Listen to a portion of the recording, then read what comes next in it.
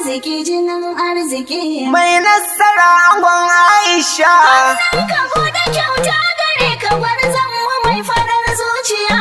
Ka ba mu da zaka ƙara ba mu sai mai gidan mu dan zamani. Haka. Ha. Mai tambaya ka sa mai kiɗa na. Dan arziki jinin